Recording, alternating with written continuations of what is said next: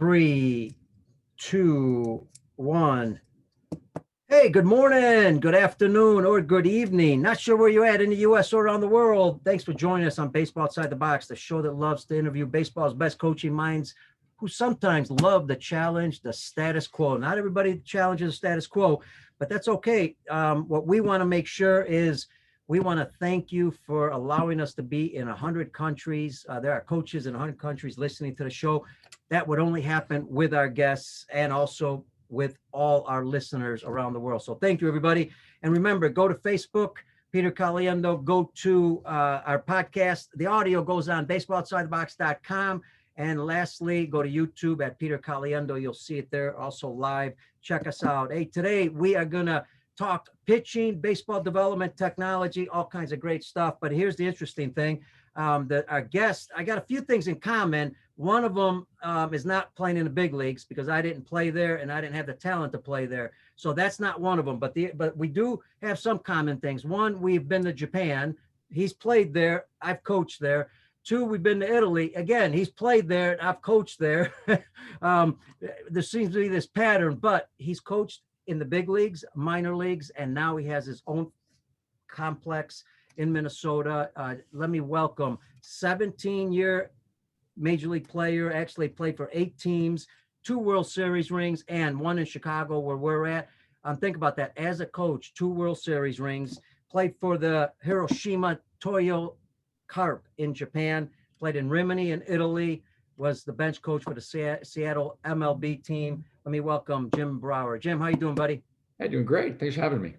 Hey, that's a special thing there. I know, you played a lot of years and you didn't win a World Series as a player, but that's okay. I know everybody wants to, but man, 2 World Series with 2 great organizations, Kansas City and the Chicago Cubs. It was, and I do have to make a little adjustment. At 17 years of playing, I have 8 big league teams and about 6 years of Major League service. So I was that journeyman guy. Pro ball, right? I put some time into the minor leagues. That was, probably a bit more there than the big leagues, but it was, the diversity was great. And it was, my wife, Jessica, was talking about, I played for 17 years and never won a ring. Playoffs a few times, different teams, literally never won a ring. I started coaching and within 5 years, I had 3 rings, American League Championship ring and 2 back-to-back World Series. And she goes, Jim, you should start coaching a long time ago. Yeah. I was like, oh, I can't catch a break. But yes, I fell in some really cool organizations doing some great things. Hey, let's jump with this before we get into the pitching aspect. But as far as coaching in itself, playing in Japan, because, I'm a big fan of Japanese baseball. I've been there like 25 times. So I'm pretty familiar with it. And I guess, they're not perfect. So don't get me wrong. Sometimes fans think that, not fans, listeners think that I'm too much on Japan. Say, are they really that good? Well, yeah, they are, because fundamentally they're the best in the business, in my opinion, when it comes to fundamentals and sticking with it. Yes, they use technology and all that, and they're always trying to learn something, but be interesting to find out 2 things. One's what you've learned from the Japanese and you took into your coaching, because you played there, obviously, but you had some coaches there. So what did you learn that you think, other coaches could use here in the U.S. or anywhere in the world? Yeah, like for you, I mean, I loved it. I actually, when I was done, I played in Japan, and my first call was to be a pitching coach in Japan. I wanted to go back and learn more about their style of development and the repetition that's needed. And I love that. I love the respect, the senpai kohai, the respecting the elders and the coaches. And I fell in love. To me, it was what I imagined baseball back in the high, the 30s and 40s, where people would show up and I don't know what they were saying. My Japanese wasn't good enough to really listen to what they were saying and cheering, but they said that they always cheered for the home team. They never rooted against anybody. And being in the big leagues and having all these experiences, it was so refreshing. And that's what I want to take into coaching, is that refreshing, just you're just pulling forward your team and you're just trying to make your guys as good as possible. We're not taking down anybody else. We're just going to be as good as we possibly can. And I loved it. I loved the feeling. I loved the fact that people really did care and they paid attention. And we stress that to parents in the U.S. especially. I know it gets real competitive at the younger levels, and we stress to them, Japanese, that you're right. They come out and they cheer for their team. Yeah. I've even seen them when a player makes a great play on another team, clap for that player because they appreciate Absolutely. great plays. I love it. I mean, I think I was for the Giants. That's the longest I was at any place. And so for 2.5, 3 years, we go play LA, and the LA Dodger thing it's a real going back and forth. And it literally was after 4 days being a Giant in LA, man, it was tough. You got yelled at, berated for 4 straight days. And again, that's just part of the way the baseball community was or is at this point here, but over there it never had that. And so those are two different cultures, and the other thing I was going to mention was, the respect. You mentioned respect because their respect for the field, for the equipment, for umpires. I mean, again, different cultures, so much to learn from it. Yes. And that's, like you said, the respect and the appreciation. And I mean, I took that with me. And when I went to Italy, and I appreciated it. It was a different caliber at the time. I was pitching in front of 25 people at one point. Right. And it is love of the game. But it's an appreciation of being able to play baseball and the fact that the players loved it. I mean, they're not retiring as, making what they make in Italy, but they love the game, and I love being there and kind of sharing my knowledge. And that's where my kind of transition year was between playing and coaching. Was I got there and I started playing like, I'm going to do well here. I'm going to go back to the States, playing the big leagues. And then I realized that I'm in a place now in my career that I can give my gift back in different ways. And that's where the coaching kind of love came in. I didn't think that was going to be a thing for me. I thought I was just going to walk away and be a teacher maybe, or stay active in the community. But yeah, that transition year between Japan and going to Italy was an awesome segue into coming back to coach. If Jim Brower had to change something, you start playing now, knowing what you know now as a coach, what would you change, whether it be in your delivery or mental aspect of pitching or somebody else's but even, especially yours, I guess, because from what everything you've learned. I love, and we get back to technology and information. I was so kind of like yourself, coming into baseball. If the coach said something, you do it. Mm-hmm. And so I was one of those guys that was a pleaser. So everywhere I went, and obviously I went a lot of different places, I have all these coaches that would say, do this, do that. And I was like, absolutely. And I realized they didn't really have a relationship with me, and they're going off their eyes. And so come to find out, I made these adjustments that maybe I shouldn't have, because I was so open and coachable, but the information I don't think was necessarily good enough to, I kind of lost myself along the way. And so that's what I would have done. I probably would have been a little more inquisitive and asked questions like, why am I making this change versus, well, the coach said to, so here's what I do. And nowadays these players, they don't just want to know, hey, I want you to do this. They're going to ask why, which I love, because now if I can't explain it, if I can't make you better by, hey, here's why, here's what I think is going to happen. I'm not perfect, but give it a shot, and we can always go back and have an honest evaluation of it. That was never the case. And so it was always just kind of as I bounced around, I didn't have that one person kind of guide me through it. You fit perfectly in Japan because, like you said, they told you what to do, you do it, right? And that's their culture pretty much. What would you change in your mechanics or movements after you've learned everything you have as a coach? Would you change something in your delivery?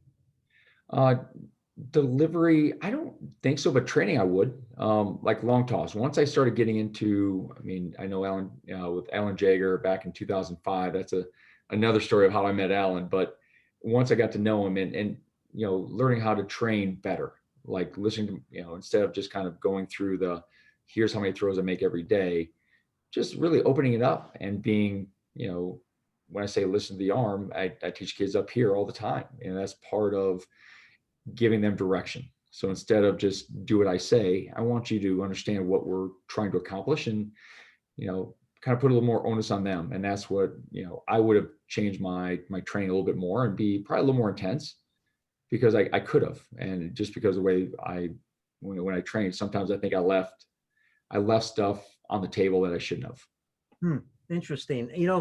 What about when it comes to big league players, minor league players, collegiate and high school?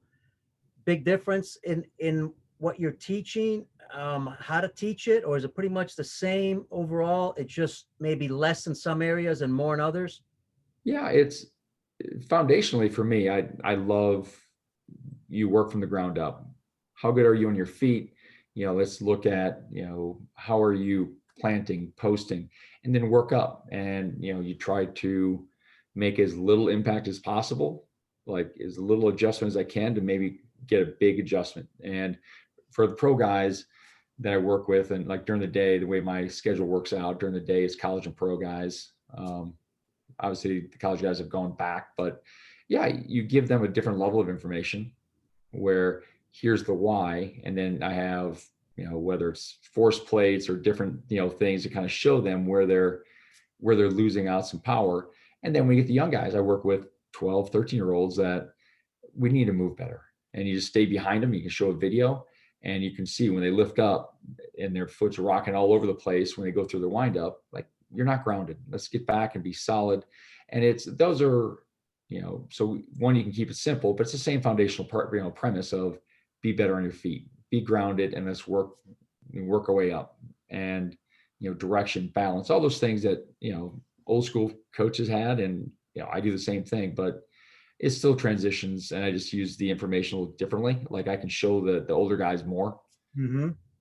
So now, what about the difference in a guy making it to the big leagues? And I know you have to have, I guess, a little luck because you got to have a spot open and depending what pitchers they have and all that and what they're looking for. Sure. But what's the difference maker when it comes to making it to the big leagues or even making it to another level? What do you think? Is it the mental aspect? What is it? Absolutely. You hit on the head, the mental side. And this is where, if I could do anything for coaches, and we say the younger me, what I've done differently, being able to slow it down, visualize, affirmation statements. I mean, it sounds kind of, well, I don't need that. Everyone does. And I call it the negative hamster. I needed it. I'll tell you what, as I was playing, when it was 2-0, all of a sudden the negative hamster starts spinning that wheel like, oh shoot, don't hang it. Here we go. My confidence would vary from pitch to pitch when you say process oriented. Everyone loves a process, but they don't know what it necessarily is. But the process should be, I'm just do the best I can on this one pitch. It doesn't matter what happened before that. It might change what I need to do when it comes to what pitch and what location. But at the end of the day, it's still executing, the best pitch possible. And when your head is spinning, and that's where I used, I had Tony Arnold in AA as a pitching coach. And I was released and I was about to get released again. And they said, Jim, as in AA with the Indians. And the manager, Joel Skinner, goes, Jim, I need you just to appreciate.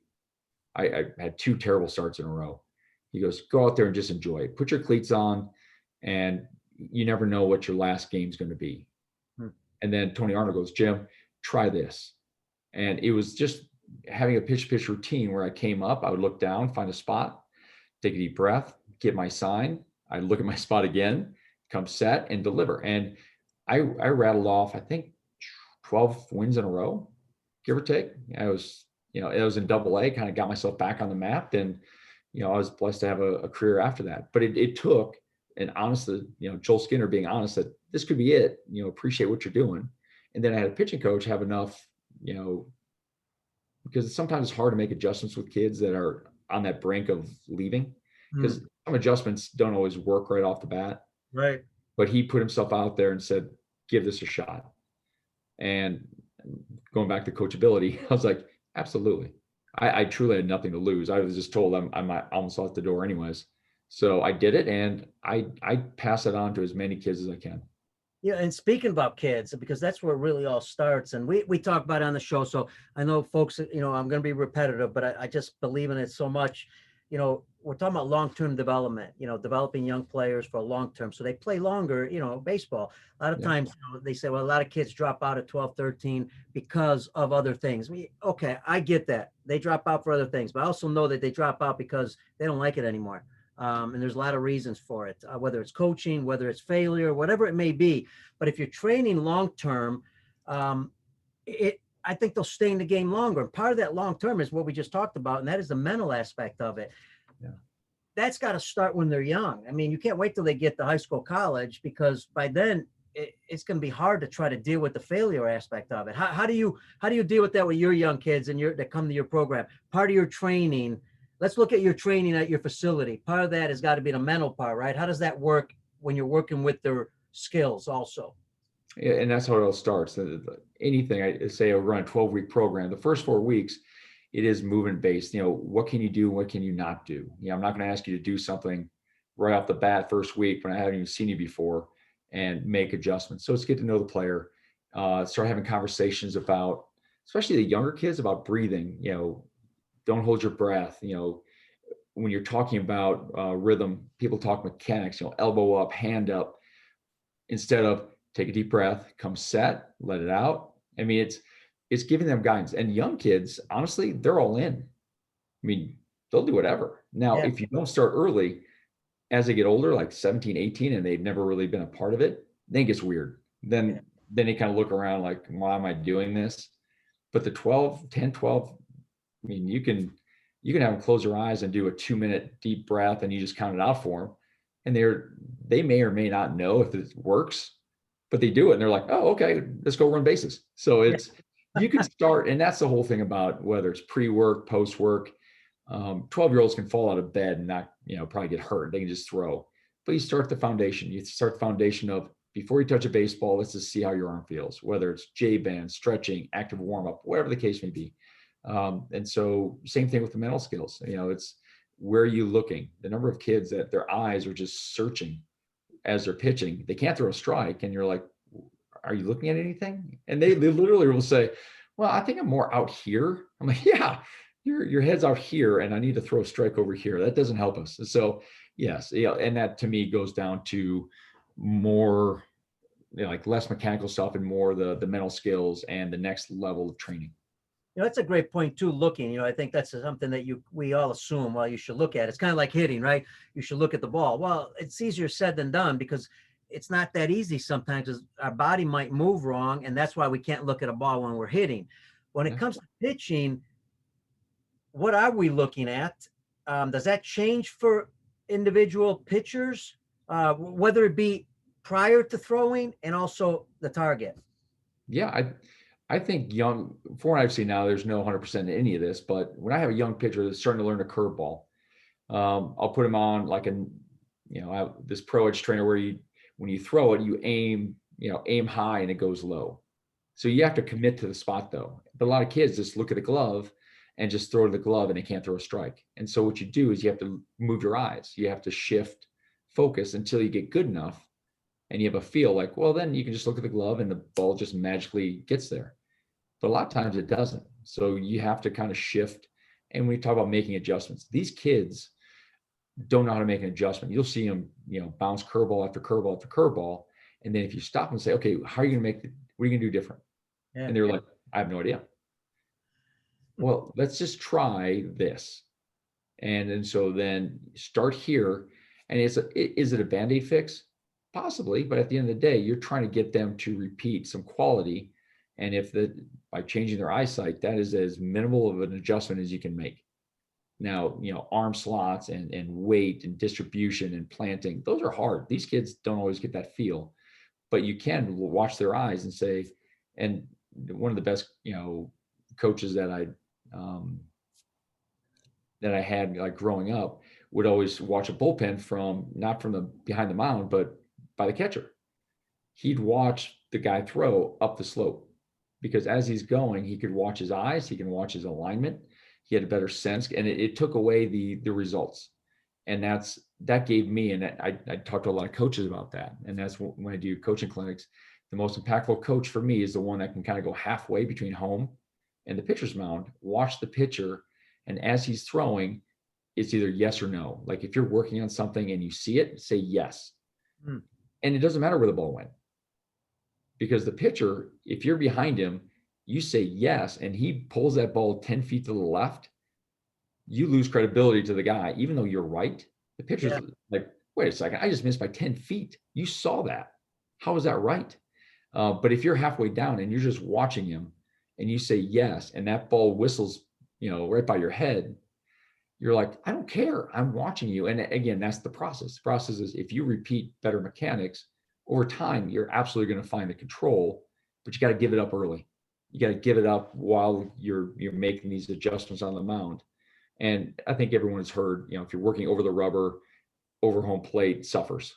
And that's why in game, you don't worry about mechanics. You worry about the plate and getting somebody out. So you shift your focus and your mindset. And that's kind of how I work with coaches and the players too. Yeah, great stuff. And I'll tell you why, because, I remember, we were talking off air, and I forgot to mention this, for years, I remember giving lessons, probably 10 years giving lessons, and there's times where, you show a player maybe something what they should be doing and let them try it.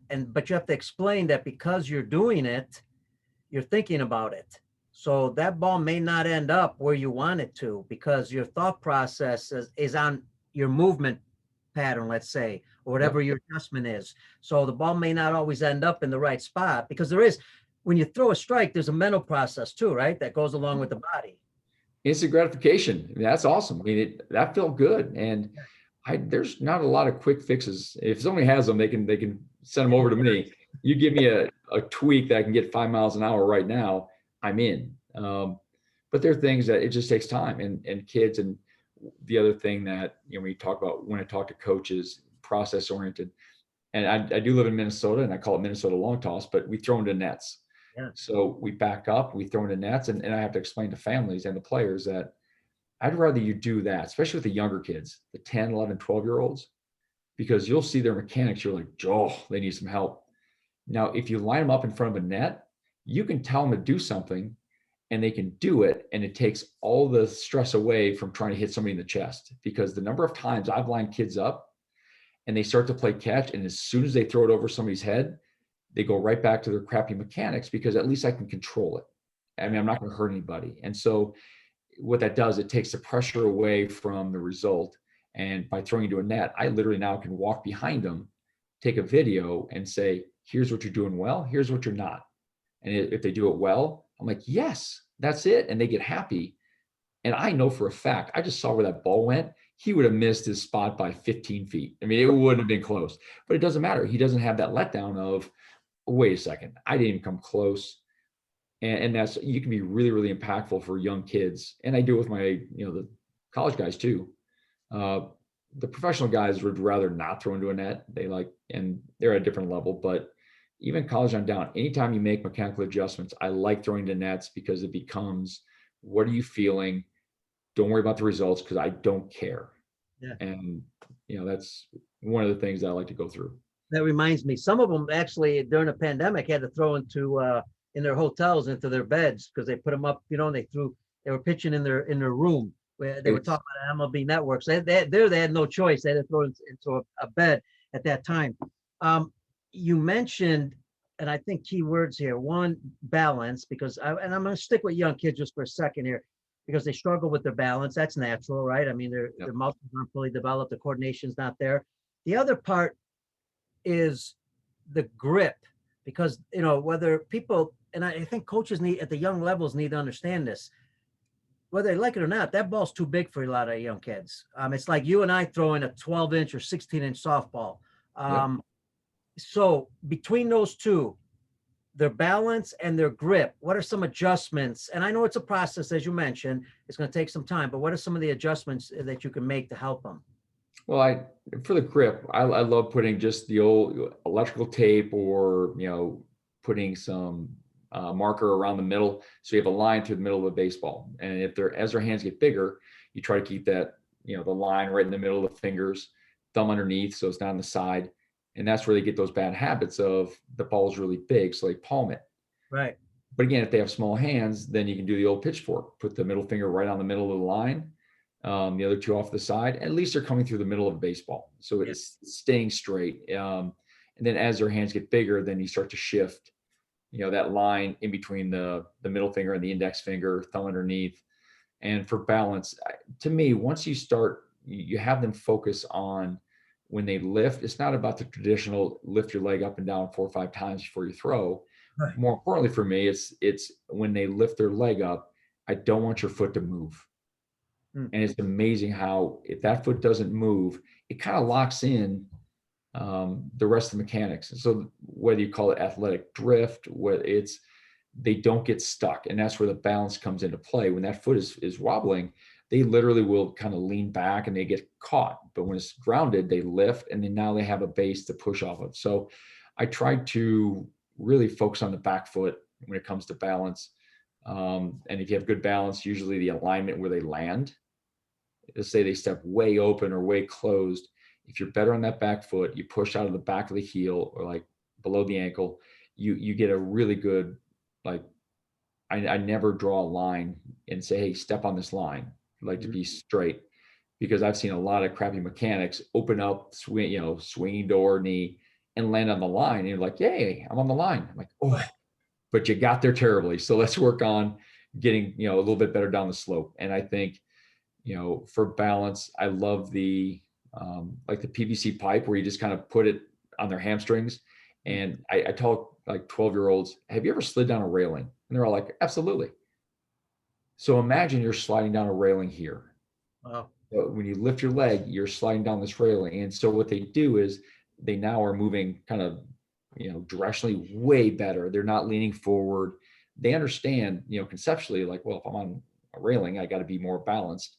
Otherwise you're going to fall back. And those are like the little, not cheat codes, but things that I've done that really helps, especially young kids. They cue in so they don't have to lunge off their toe, because as soon as they get to their toe, they move forward and they have to swing back. And so it just kind of starts a negative process. Yeah, and this is important, especially if we've got coaches that are working with young kids, and a lot of them do. A lot of them work with young kids and older players. The difficult part now becomes, you talk about process. Obviously, there's a program, as you mentioned, there's several weeks of training and so forth. No. What about the getting or transferring all this now into a real game situation? Because, we could work with them, and all of a sudden they get in the game and they go back to their old habits. Now, look, I know it's not a magic pill or anything, but what should coaches be focusing on prior to the season to get them to translate a little bit better and be more successful when it comes to pitching in games? I think, I'm not sure where it is where you are there. In Minnesota, there's, club teams and associations and training people like myself. I think it's transparency, to be honest with you. And I think what that means is that people in my program, they all know what they're working on, and I'll write it down. It's not a secret. So wherever coach they go to, they're going to have here's what I've been working on. Here's my negatives. Here's my positives. And so now the coach has because coaching is not, with all the technology and stuff, coaching is being undervalued right now. And I don't like it. The guy that is most impactful is the one that in game can help this kid get through it and learn from it. My job in training is I can make some really cool looking numbers and pitches, but at the end of the day, the hitter's going to tell you if this is working or if it's not. And so that coach that's with them, if he has an understanding of here's what he's working on, here's his cues, so to speak, that works for him, like the breathing, relaxation. If he knows that he's been working on that with me, when the game's happening, as a coach, you'll walk out there and sometimes you'll see these kids' eyes and it looks like a deer in the headlight. And when he knows that, oh, wait a second, get back to your breath, take a deep breath, we got this. And it's a different way to connect. And so to your point, there's no way to translate it. Like with what I do, you're in a facility. Once the lights turn on, things do change. The ball does different things. It's, the adrenaline and all this other stuff. And that's where the coach, if he has more information, so it's not just him trying to make it up on the fly, these kids they're going to blossom. And I think that's part of, with me growing up, I was always a part of the same, association and group, same, teammates the whole time. I was never cherry picked to go somewhere else because there was nowhere else to go. Right. I played Little League, Babe Ruth, Legion, it was our group of people, and the coaches were all pretty much the same people, same dads. So the message was never really confused. And, it was one of those, they knew the kids really well. But nowadays coaches, you get a new coach every 3 months, 4 months, and, kids get lost sometimes, and that's where they start losing. But the message is good, because what we need more of, since you said that, we need more communication between coaches, because if what you just said occurs, how much better is the player going to be? Not only that, how much better are the coaches going to be? But I think it's changing, whether it's Driveline, giving out all this information. It's great. I mean, it's about the player, and coaches sometimes feel that they have, kind of a secret sauce. Right. And so they like, hey, these players come to me and, I get them right. But to your point, what if it doesn't translate to the game? And the coach is like, what have you been working on? And no coach wants to just step on, 6 months of work. But if you don't know what that work is, you can say, listen, I need you to break your hand sooner. And I didn't know the fact that you've been working on breaking it later for 6 months and you feel really good about it. And the player gets confused. Oh, the player gets, that's what happens. And so when you say kids lose out, kids are getting, they don't have consistency of message. They don't have consistency in who they play with or play for. And it's hard. They feel like kind of free agents. I was a free agent as a player, and I was an adult and I hated it, let alone being 13, 14. And I have all these people calling like, hey, I have a better team. Why don't you come over here? And I don't know. I just want to play baseball. And, like to me, I'm not there to make major leaguers out of a 12-year-old. I want them to have a really good season. If they can stay healthy, have fun, then Lord willing, they have a chance to come back and play again next year. And let's see if we can rinse and repeat that. Let's jump to the game because I think that's, you mentioned, that's important, understanding how to deal with your players during games. We could stay specifically with pitchers. Some advice, especially, when a player's struggling, because you've heard coaches sometimes, and, we're all at fault. I've done it myself when I was younger too. I'm trying to change mechanics. The kid's trying to throw strikes. There's parents screaming, they just gave up 3 hits. You got to go out and talk to the player, kind of run through some scenarios possibly to help coaches out how to deal with some of these situations. Well, I mean, in game, one of the things that, what you're looking for is, they fall into habits. And so a lot of times if you pay attention, they fall into habits. Is it falling behind with their breaking ball first pitch? Or is it, and one of the easiest things you can do is when you see that they're falling behind, everyone knows that's not a good thing. And so it's ball 1, ball 2. And then all of a sudden, like I said, those negative hamsters start spinning the wheel. Yep. And so then what you do is, and that's why keeping track during the game of whether it's first pitch strikes, what'd you do against this hitter last time? Because a lot of this is just confidence building. So let's say he's really struggling. If he just gave up a hit to the third hole hitter, had a triple, lineup comes back in, that guy's coming up and the pitcher's, is in trouble. You run out there and like, hey, here's what we got. Last time you started him off with this, we're going to do this. Right or wrong, I mean, if he executes a pitch, curveball or fastball, it doesn't matter. I just need him to execute something. But when you give them a game plan, when they go out there, and this is one of the things that I think, helping pitchers out. I did this with the Cubs as a coordinator that I knew Dave Duncan, Tony La Russa did at some point, where when there's a pitching change, the pitching coach went out to make the switch. And I was talking to coaches like, Jim, you can't do that. The manager makes the decision. Right. I go, I played for a long time. And I'm going to tell you right now that every manager that I had I'd come in and say, okay, you got first and second, 2 out or 1 out. No, we have on a double play. Go get them. That was the direction. And then the catcher would just say, okay, what do you want to do here? So now imagine, you go a pitching coach, who's the one that writes the game plans for usually, especially professionally, who the people that knows the catcher better because he's the one working with them. On a daily basis, the pitching coach. Sure. The pitching coach knows, I know the guy coming in is a low motor dude. So when I'm the one that can connect better. And so what we did is you can start tracking the results. And it was unbelievable. Once the managers kind of got past oh, no, that's my job. The ego of it. Yeah. Oh, it's huge, by the way. Yeah. It was hard to break through.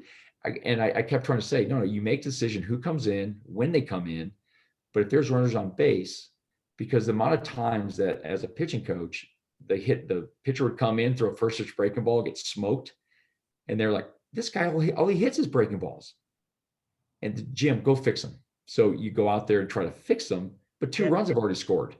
And this pitch was already in a bad place. It was the pitch. It wasn't a fixing, right? No. And so imagine if the pitching coach goes out there and takes the ball from him, while he's coming in, I'm not talking about, to the catcher, hey, this umpire's terrible. I'm going, hey, we're bringing in Johnny. What his issues are. let's make sure we get a good, spot on the outside corner. Let's pump him up. And so it's a different way to connect. And, in game, making adjustments like that, that's just one area, like, making a pitching change. But on the flip side, when you go out there, have a game plan. Right or wrong, these players are just looking for something. And so when you say, listen, throw a first pitch fastball, if he swings and misses, throw it again. If he follows it off, go break a ball. Whether or not that's actually a good play or not, it gives this kid a direction like, okay, I can do that. Keep it simple. Let's just make this pitch. And then when that happens, I just try to preset a pitch or three, depending on the player. You can't get too deep because they're going to lose track of it. But I think that would be the best in-game thing. Yeah, you were a bullpen coach in the big leagues. Something that is difficult sometimes at the younger levels. Sometimes there's not the preparation prior to the game, so that way they're ready to pitch in the game. So let's talk about how, what's the process for that? How do you prepare for a game? And again, if you stick with the starting pitchers, so to speak, because I know that's the big deal. So, and I said this in the ABCA convention, that if you don't have Rapsodo, you don't have any other technology, which is fine, get a clicker, get a pitch counter, because this is one of the sneakiest, most important things that a coach is going to be able to do is you just write down like a little notebook, write down the notebook. When did Pete start throwing before the game? 7:05 game, he started at 6:50. And then I keep track of how many pitches, of how many throws, like warming up with the catcher. Then he gets on the mound and throws this many throws. And so what you do is you start keeping track of these pitches and the timing of it. And if he has a bad first inning, maybe we have to start earlier. Maybe he needs a different break before he goes out there. But if you don't have any of that information, you're flying blind. You're just like, well, maybe you start earlier. Are you throwing too much? Are you throwing enough? Nobody knows. And that's what I think is really odd, is that you put it on these pitchers to get loose. Right. They have no idea. So to give them some guidance on time and distance and direction, guys will call me during the season and say, Jim, I'm struggling. I can't get out of the first inning. And I'll be like, well, when do you start? Like, how many throws do you make? I'm going through this whole thing, and they're like, I have no idea. I'm like, well, then I can't really help, because I don't know if you're throwing too much or you're throwing not enough. Are you giving yourself too much time or not enough time? These are all, that doesn't take technology to do that. That's just, a coach watching the number of pitches. And that's, that would be my workup for starters, is have them write down a plan and you adjust the plan as you go. And as you mentioned technology, there really isn't technology to help you prepare prior to a game. So a lot of it's feel, like you're saying, how you feel and what if there's some production at the beginning, how well you're doing. Let's jump to technology. I know it's the theme of, the last 4 or 5 years, and there's people that don't like it, people that do like it, some in the middle, all kinds of, thoughts on it. So I'm going to let you address the technology aspect, because you used it in the minors and are used in the big leagues. And now you're using it also, I'm sure, at your facilities. Talk about why it's good to start off with, to understand it. Now, coaches that are listening, we get the part that you may not be able to afford certain technology, but there is also some inexpensive technology you could use, and kids love it. So why don't you talk about it, Jim? Absolutely. Technology is such a huge umbrella of technology. Is it a Rapsodo? Is it TrackMan? Is high-speed video? Or is your camera? You get an iPhone, you go behind, and there's so many things. Like I said, writing things down, to me, that is technology. When we played, we'd have a spray chart. A pitcher that wasn't pitching would sit there and here's my spray chart. Theoretically, that's information. So that's technology, information, and now how you spin it. And when I talk to coaches, especially I don't want to say old school, the coaches that just aren't as versed in it, I just say it's a tool. It's about the players. And if it is about the players, you're going to try to get as many tools as possible in your toolbox to try to help them out. And I use technology. For me, I don't share a ton with the players unless it's going to be impactful. And that's why, hey, I'm seeing this, and this is why and before you bring it up to them, that there's an issue, find out what you want to do about it. Because a lot of times I've talked to coaches, they're like, hey, look at his release height is different. Yeah, I see that. But now what are you going to do about it? And it doesn't mean you have to have the answer right away, because the players, the fact that you care enough to look into things, it's amazing. Like you take a video and you put it side by side, whether it's the Coaching Eye, whatever app you have, they love it because it's personalized. And that's where I think technology really does help, because it personalizes it to the players. And there's a lot of different, technologies out there, and you just have to kind of dive in. I wish there was I think I brought up earlier that technology and it's an acquired taste. At no point was I raised on this, Right. but I saw the value, because as I bounced around to all these different places, I was always looking for that one thing that could maybe help me separate and be the guy that doesn't bounce around to 8 different major league teams and just be on the one. And I always thought I was close. I don't know what it was. And now I don't. But looking at technology, what if it was, man, you should have been pitching down in the strike zone more because the way your ball moves? I would have liked to know that, instead of getting my, butt kicked in on throwing high fastballs because I was told to. Well, you throw hard, so throw up. So I did. I'm getting belted. But I'm listening to the coaches. I'm like, I think I hit my spot. It wasn't like perfect, but I mean, and so that's where the use of technology comes in. I like to use it to support what I see versus just, haphazardly. And I don't have a front, all sorts of technology and people to help me kind of sort through the data. So it starts with your eyes. If you see something, normally there's something there. So you look at it. If there is, you bring it up. And if not, then you just kind of move forward. Yeah, well said. And as a coach, boy, I remember, we didn't have it at say, and all of a sudden, and it might take us, a week and a half to figure it out, where with technology, it affirms what they're doing wrong exactly, whether it be spin rate, whether it be, height, release height that you talked about. Yep. Now, once you've got the technology and you're using it properly, like you said, now the key is, because you can have the technology understand what they're doing wrong, or what they need to correct. But the key is to correct it now. And I want to address this particular issue, because I have not gotten the best of answers on this, with some pretty good coaches, I think. But let's take spin rate. Okay. The ball spins faster, obviously, so there's a benefit, whether it's a curveball, whether it's a fastball, there's benefits somehow, or angles. Let's just say we needed to increase spin rate, right? But how do we do it? I mean, and I know it's a podcast, so it's not going to be easy to go through drills and all that, but how do we increase that spin rate? It's nice that we know that we have to do it, but now what do we do? Yeah, I think, there's a strengthening element to it, like working out in the weight room. I mean, there is a physicality to it, forearm strength, hand strength, arm velocity, more arm speed, better opportunity to, spin the ball more quickly. But I mean, there's a guy that I'm working with right now that throws 100 and his spin rate's 1800, 1900, which in terms is like a changeup. That's low. You're like, wait a second, this guy's throwing so hard and his spin rate is so low. And I have a guy throwing 80 that spins at 2400, which is well above major league average. So velocity is not always an indicator of spin rate. So then what is it?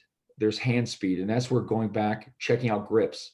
That's where you can use technology, change the grip, and maybe you see. I saw increases on just turning a fastball from the top of it to the other side of the four seamer. Maybe it's just how the seam is, clicking with the finger, how he's pulling down. And I know Trevor Bauer talked about, foreign substances helping. Do they? Yes. But we're talking about the natural way right now. And I have seen long toss and help out some spin on a fastball. But the thing is, you don't want to put kids into and that's what I love about information. It's not good or bad. It's just, where are you? So this guy that throws 100, he has an 1800 spin rate, which is low. So I wouldn't want to try to get him up to average. I'd rather him stay, be an outlier. And that's kind of the cool thing here. And is it good to be low or good to be high? Which one should I be? Either one. It's your gift. You stay with it. If you have more spin and you're on the higher side of it, normally it does play up in the strike zone a little bit better. Lower the spin rate, it sinks a little bit more, usually, not always, but so yeah, it's kind of a guide. And so, I mean, trying to get to how much more spin, curveballs. Old school is shorten up your stride, get on top, and short arm it. Yes, you can increase spin rate. I did this with a the Royals, and I was just off coaching, maybe 2 years out of playing in Italy. And so I got on Rapsodo, and I could still spin a slider. My arm strength obviously wasn't there, but I could spin a slider. So I got on the Rapsodo, and I threw a bullpen. Control was good. Fastball was probably 83, 82. And I sent it in and said, hey, I had a guy come in and just, throw a bullpen. Can you give me a little breakdown? And they said, well, the fastball, velocity is way below average. He's not going to play. But interesting metrics on the slider. I don't know if his extension is going to be playable, but he has one of the best, the best sliders in the organization, like spin rates. And it was my slider. And if you would have saw it in real life, nobody would want that slider. It was just a short arm, flop it in there for a strike, but I could really spin it. And that's because I shortened up and leveraged it differently. So there's ways you can cheat mechanically to gain spin. Is it effective or not? Again, that's where training comes in, and then you put it in a game and let that be the test to figure it out. I love that. And I also like the part about, you talk about spin rate. If you take that gentleman who was 100 but had the 1800 spin rate, so it was pretty low, the spin rate. Yep. Would he pitch lower, but also don't you have to match it up with the hitter? Because the hitter might be a guy that can hit low pitches, or how does that match up?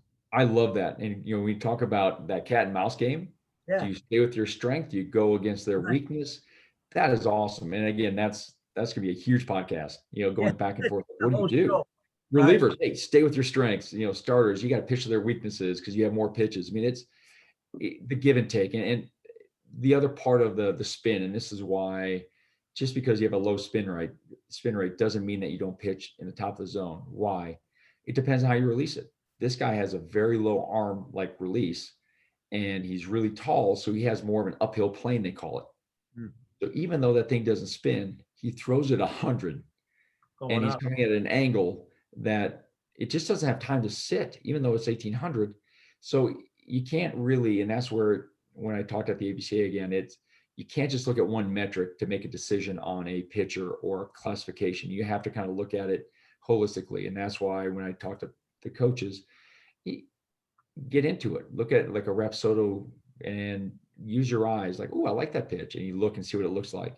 And you can start pulling together. I mean, you can start kind of seeing, trends. And then once you do that, you can use your old school coaching and say, hey, your curveball, you're not leveraging it at all. You have to get, we're going to shorten it up. We're going to see if we can increase the spin and, get a little more depth on that thing. So extension also, that's critical. Yeah. Talk about extension, what that really means and what you're trying to accomplish and what it does when you have real good extension. Well, extension for me is, they'll talk about, and I don't know the actual numbers, but an extra 6 inches of extension is 2 to 3 miles of relative velocity. So it gets on the batter a little more quickly. But I do know that extension, what's good, what's bad.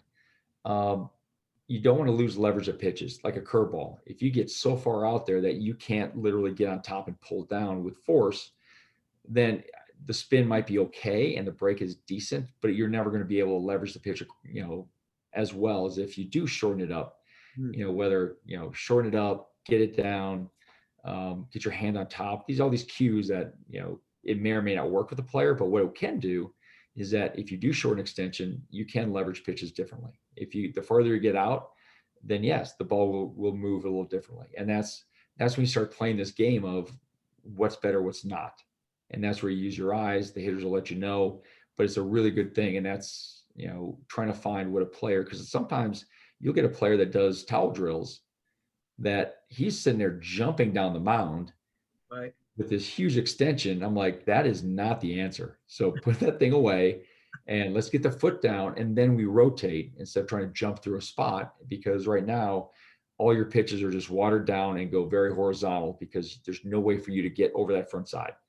So you're losing leverage. Your extension is great for towel drills, but not for actually making a quality pitch and repeating that.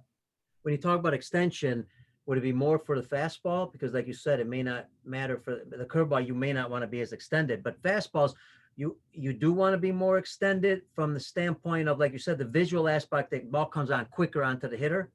Obviously, if in a perfect world, I'd like as much extension as possible to maintain the same amount of quality And there's a law of, declining returns. The farther out they go, maybe they lose velocity, maybe they lose spin or action. And we can see that. But yes, I would want to maximize my extension to, the best velocity or break that I can, because that gives a hitter a little less time to react to a pitch. But I don't want to do that if I have to give away anything, so I've seen guys, and you'll see in the big leagues, just kind of put their foot up, put it down, and crush. Right. Is that good or bad? Well, they get people out. And so at the end of the day, at the major league level, that's the answer. Yeah. And I was thinking, as you mentioned that too, as a pitcher, when I'm talking about the release point and the technology, especially, because I want to stick with the technology. The technology allows us to also understand the grips and the pressures and all that. Yep. Yeah, it's for the grips. I mean, I use Rapsodo. I have one of their insight cameras where it slows it down, and it's amazing. And when they say it's too much, a lot of times I won't even show the players the information, that like the spin rate or the spin efficiency, like where's this ball moving. You just see this picture of this hand going through the ball, and I go, does it look like you're staying behind it? And they're like, no. I mean, the ball is slipping out to the side. I'm like, agreed. So how are we going to make that change?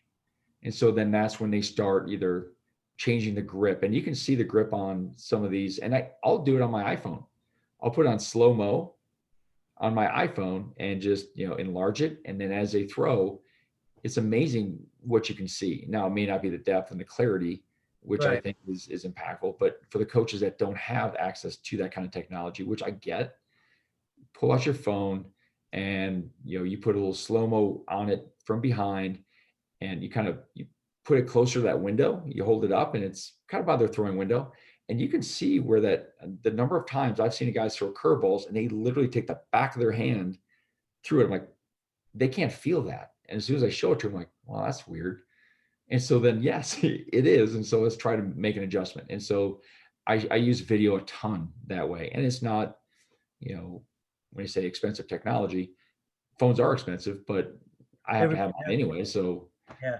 let's make this happen. So that's the most impactful thing you can do to a player right off the bat on all their pitches. When you see that ball, it keeps cutting.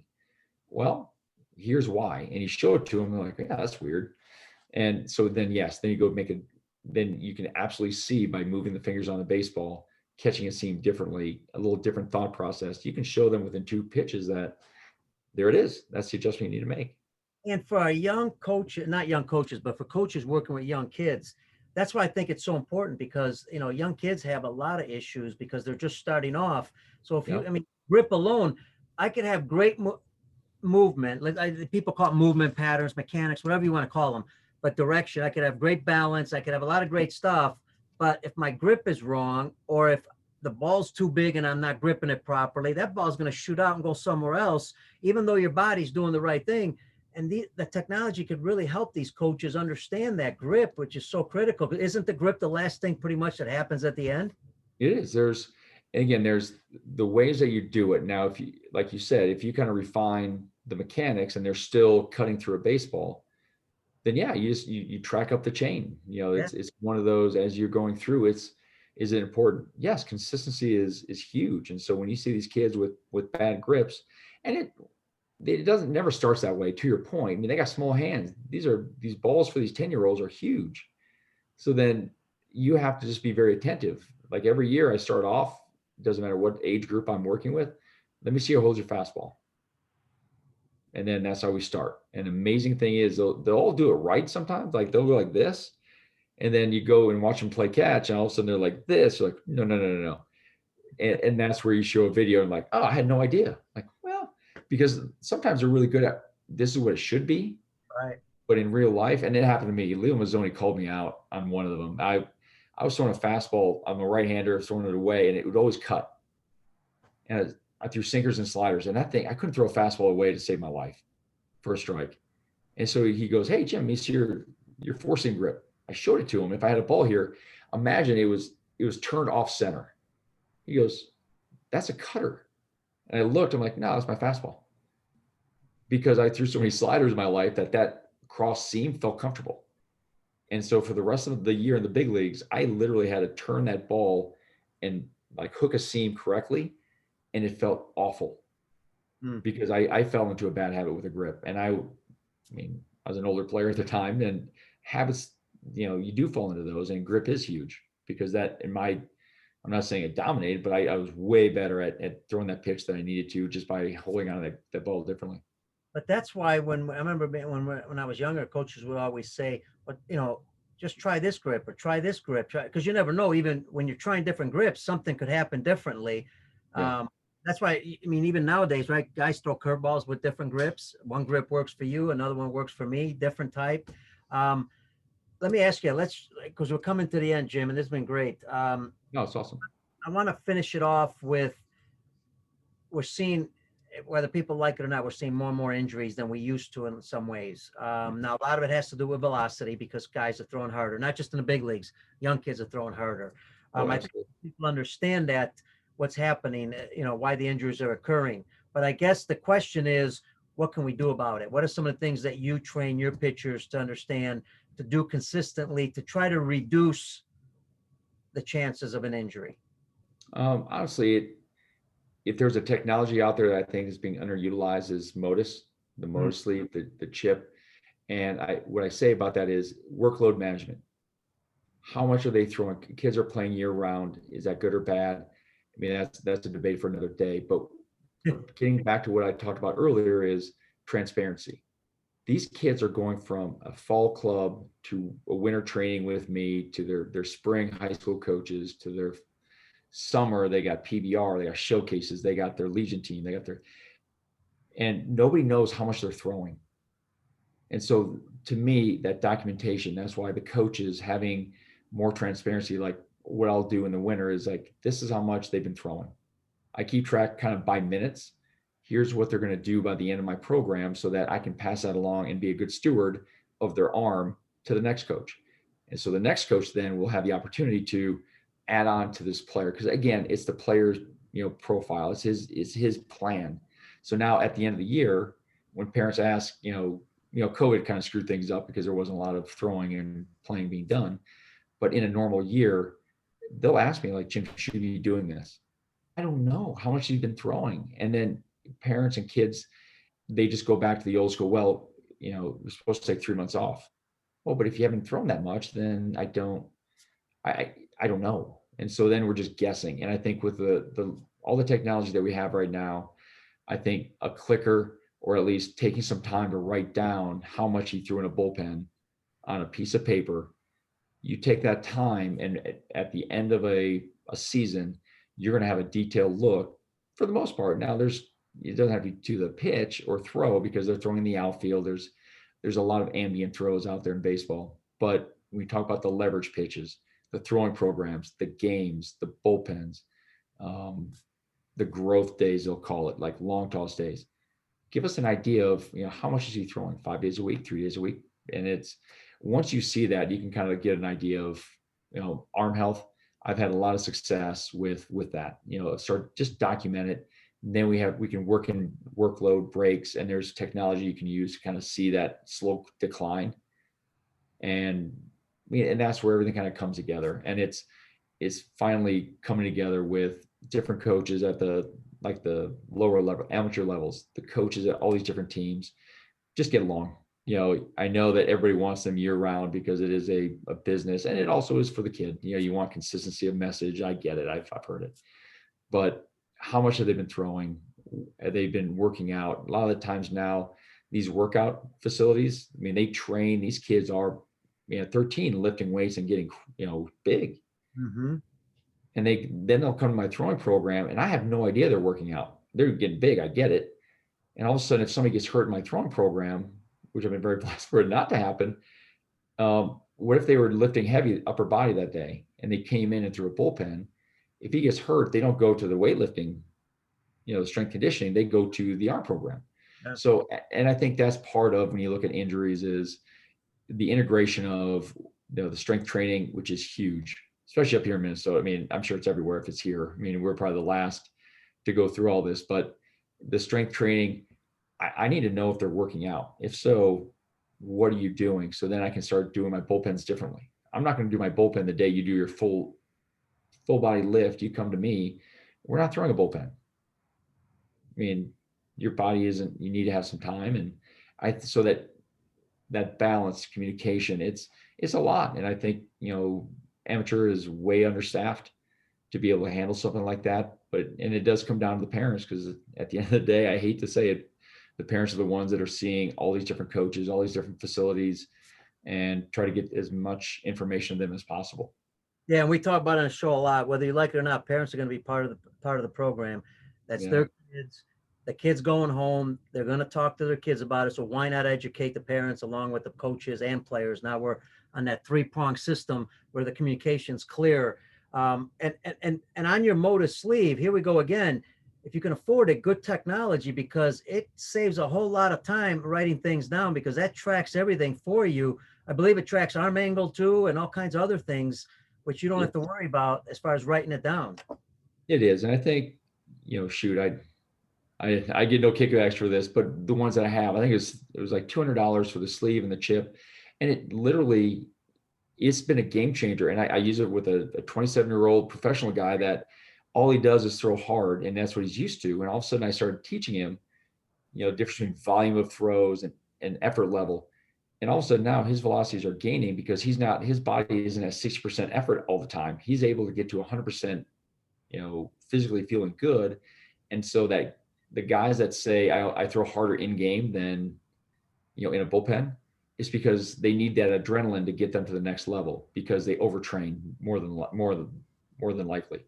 And so I use a Motus sleeve for these young kids, and they'll get to 140, especially now with the plyo care that's in. You start doing plyo care, those are throws.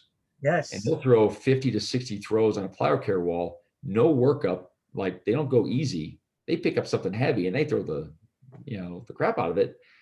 Their arms aren't loose yet, and those count as throws. And the Motus sleeve will give you a little idea of stress, arm slot. So are you training the right way? So, and those are all things that if you have a chance to go one-on-one with lessons, I can pay attention to. But when you have a group of people, it is nice having all that information already stockpiled, so that I know, hey, Peter, you threw 140 today, you threw 160 on Sunday. We need to have a recovery day. Recovery day is, you can't go above, like, let's say your arm speed is 1,000 at max. You can't go above 600. And so that gives them, and I hate them, like being a slave to technology, but when they don't know, you got to give them some direction. So if I tell a kid to go 60%, good luck with that. They don't, they wouldn't know what 60% is. Right. And if they do, it's going to feel lazy, and I don't like it. I want to feel like I'm getting a workout. So again, using technology in a smarter way, especially, there's enough blogs and people out there to help, for questions, that you can find answers to some of the basic questions. You don't have to have a PhD in any of this. You do have to get into it. I mean, you do have to kind of get your hands dirty, whether it's get a technology, start writing things down for how much they're throwing and tracking, get an Excel spreadsheet. There's things that everyone can do. And when we're talking about young kids, Jim, the reason I bring it up, I'm going to bring up a few things. One, safety is number one. So the investment is well worth it, because we're talking about safety of young players. Again, long-term development. And I even mentioned it, I believe, and I may be wrong, but I can't remember the year, with Dr. Fleisek. I brought up the point a long time ago. I said, you know what, maybe if we did have a Motus sleeve, we also may need it for our hitters too, because, don't forget, a lot of these kids, 12 years old, 14 years old, they're playing positions. They're throwing at a position. They're also hitting. So somebody can't tell me that when my bat speed is a certain speed, I still got extension. It's like throwing. So doesn't that affect what I'm doing in my elbow, my shoulder? So I believe that needs to be tracked also. And if you can afford, and the other thing I'll throw at you, and I'm not, what I want to throw this out, not at you, but at our audience. Sure. Look, I'm big. I understand you got to go to showcases, folks. There's showcases are good if you use them the right way, if you go to the right ones. But you know what? Maybe you don't go to one showcase and you buy a Motus sleeve. I don't represent Motus sleeve, but you buy something to help your young son or daughter become a little bit more healthier. I think sometimes we need to make some adjustments. It is. And again, it kind of, when we say, go against the status quo, Well, I don't like it. Well, I don't like people playing year round myself, but put that aside. Let's put them in the best situation to have success, Yeah. keeping their arms like fresher. The only way to do that is to know how much are they throwing, and doing a blanket, well, he's going to throw a lot. Well, then you have to train at a higher level to get to that point. You can't just do nothing and then throw, 100 pitches and not expect to feel something. So training and volume of throws and intensity, those all go together. And the best throwing programs are able to balance intensity and volume. And if you don't have a coach that necessarily is able to watch a guy one-on-one, guess what? There's technology out there that can help you say, wow, this guy, he just threw 160 throws and crushed it. So yes, he should get 2 days off. Yeah. Or if he's going to go work out the next day, you got to give him some direction. Otherwise, what are they going to do? They're young. I feel fine. Next day, a little second day stiffness, not a big deal. Or next day stiffness. And they try to power through it. Once you power through it, then you start losing kids. And so using technology, to your point of I did a study, I was keeping track of catchers, like how many throws a catcher makes in a day. It's unbelievable. I was at AA for Kansas City Royals. I mean, a starting catcher, and I was keeping track of the number of throws that he would make for 1 week. And so catchers always go out the pitchers. Yeah. He may not catch all the bullpens. He's going to catch the short sides. So he's still out there. Yeah. He warms up. He plays catch with the guy. He throws these pitches back. Batting practice comes. They go out there and they just kind of flip the ball around a little bit. Maybe there's some early work that the catcher has, throwing the bases. The game starts. They warm up the pitcher. Then what? They warm him up on the mound. An average minor league game is 190 pitches in 9 innings. 6 to 8 pitches between innings. You start adding it up, they're making 500 to 600 throws a day. Wow. And so you're like, what? And so that's where intensity and volume, you have to start, learning. That's why don't they get hurt more? Well, because they're able to train at a higher level of volume, less intensity. You go through, they probably made maybe 8 throws all day. That, throw down between innings is going to be intense, but for the most part, maybe 2 dozen, 20 high intensity throws out of 400. Wow. And then you have pitchers throw 150 throws, and I track them, and they'll be 140 of like high effort crushing throws. And so finding that balance, using whatever technology you can do, use your eyes even. I mean, if you don't have the access, do something. And again, it's like yourself, a call for everyone to try to be a little more attentive. Yeah. And once you do that, then if you can pass along that information, again, be a good steward of the players that you're working with wherever they go. And I did have, like, to the showcases, I have people ask me, like, Jim, he has a showcase, should he do it? I'm like, I wouldn't. And it's hard to get that information, because everyone wants to do it, but you have to say why. Like, listen, he's in the middle of this program to do a showcase. He's going to go back to his old mechanics. Right. And if that's good enough for you guys, then that's fine. But if you want to make a substantial change, you got to give this thing time to set in and repeat and to get comfortable. And then let's see where he's at in a month and a half. And I think that's the negative, this instant gratification. People will call up, I need it tomorrow.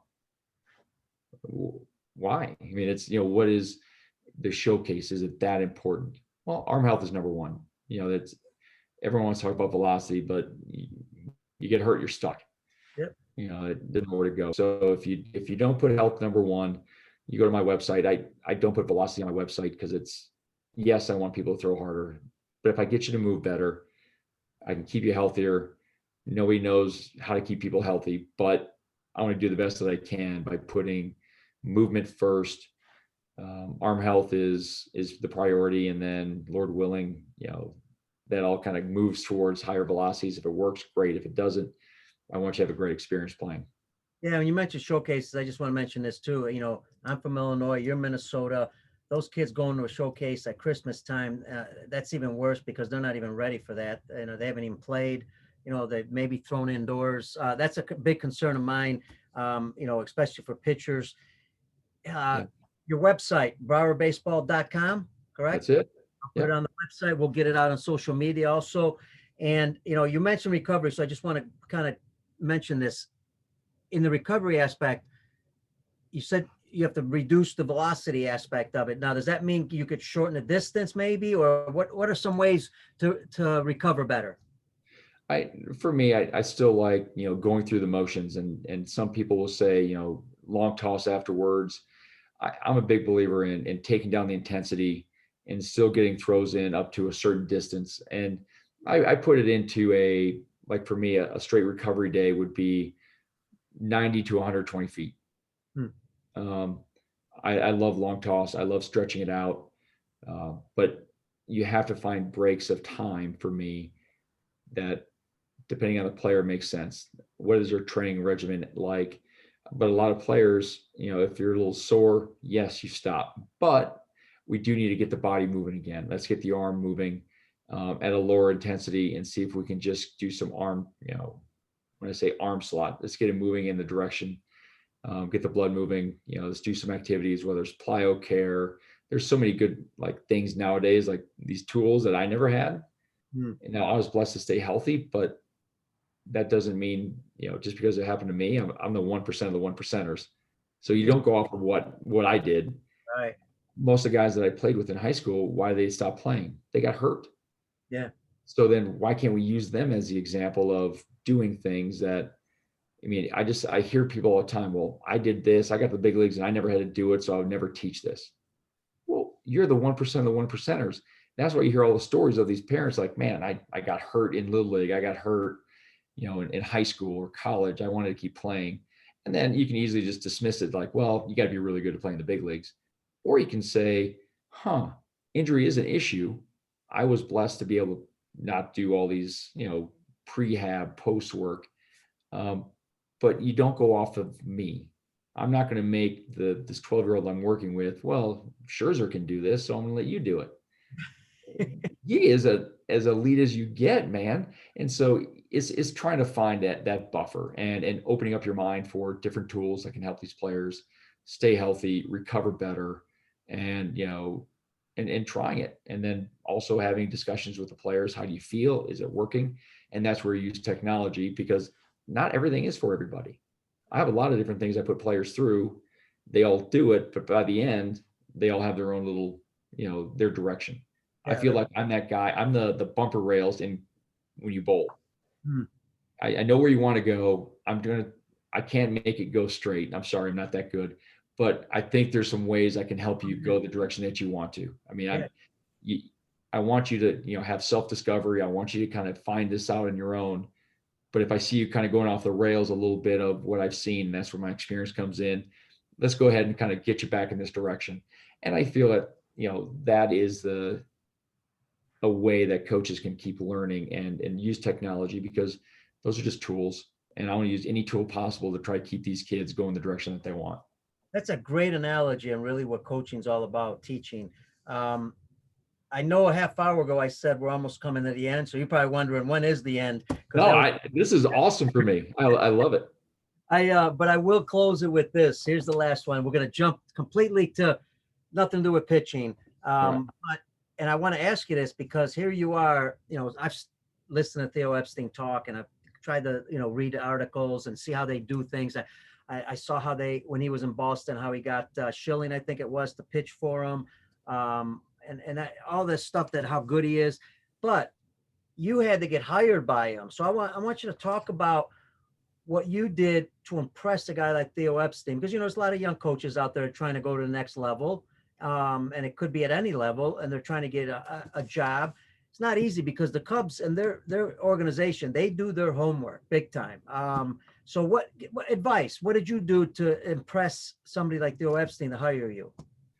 Well, I think it helped that I came from the Kansas City Royals, who were just in 2 World Series in a row. So I think they were out looking for, what were they doing successfully. And I remember Jason McLeod was giving me the interview, and it was during, I think, the winter meetings. And him and I were sitting, across the desk, and Theo comes in and he just asked a question about spin rate. We go back to it.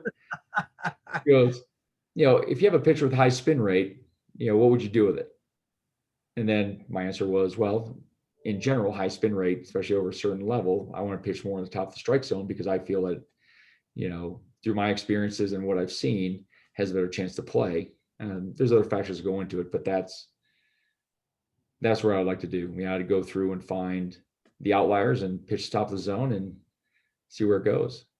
And then literally he said something to Jason and, walked out, and I got the job. So my interview process, I went through others with, J Mac and but that was the one conversation I had with him before I got hired was, I think it's, for him, one question is not going to make or break, like, hiring me. They already did their research. And that's the thing I would tell you about Theo is that his background and his ability to recall is really, really impressive. I remember one time I tried to impress him with a comp. So at the end of the day, there's this guy that's throwing like, he reminds me of Scott Williamson. He was a guy that pitched with me at the Reds. He was I think a rookie of the year. I mean, he was terrific for, the period of time. And he just said, well, wasn't he a little thinner? Maybe a little lower on the arm angle? And I was like, yes. That's how quickly it came. And yes, it wasn't a perfect comp, but I thought it was close. I thought it was kind of cool to kind of tie it into a guy that, big league guy with success. And yeah, he's done his research and everything is kind of planned out. So I think I know that he's very calculated. So coming in there, I don't think necessarily it was as much because he's such a culture-driven guy that I felt like in that whole organization at that point, they knew that I had information. They knew that I knew some, always looking to grow, but I have a good base of knowledge. But at the end of the day, is he a guy that, things are going wrong, we can sit around a table and kind of figure some stuff out. And that's relationships, and that's what it takes to win championships. And, relationships is still real. Culture is still a thing that should be driven, and that it is, all sides playing to, one purpose. It's real. I was in an organization lastly that didn't have that. And when it doesn't play out. And so when you see these organizations like the Royals I was a part of, the Cubs, I love, and at some point find an organization that I do fit in and that you can be a part of something that is greater than just the one person or, here's what I do versus what everybody else does. It's, you do have individuals, but you still have a group, concept. Absolutely. I got a feeling that if your answer wasn't a good one in that spin rate, that either you would have been done or he would have been asking you more questions for some reason. More questions were coming. He did his research, but I think he would have been like, what would you say? All right, folks. Jim, listen, I took you way longer than normal, but this is a great conversation. I loved it. I want to thank you for being on the show, man. This has been fantastic. Oh, thanks so much for having me. I loved it. I appreciate the time. All right, folks, listen, I want to recommend you go to abca.org. If you're a member, you can still see the video. If you're not, you can join. And I believe you can still get the videos. Go listen to Jim's talk with the ABCA. Outstanding. If you haven't learned by now, great demeanor, communicates extremely well, doesn't rush things. And I think that's a lot of things that you might want to do with your players, slow down sometimes, especially young coaches, slow down. I have a tendency to talk a little too fast, and we need to slow down so kids understand things. I want to thank Jim Brower. I want to thank our producer, Brian Kroc with the Lineup Media Group. And of course, thank you everybody in the US and around the world for listening to the show. Don't forget, go to baseballoutsidethebox.com for the audio. Go to YouTube, Peter Caliendo. Do me a favor if you can. You've obviously gotten the show out a lot because we've been in 100 countries. We still need your help. Just forward the show to people if you like it, any of our shows. And do us a favor, also subscribe. That really helps, to help to get the show out. So again, folks, you always hear me say it. Stay healthy, stay safe. God bless you. We'll see you on the next show.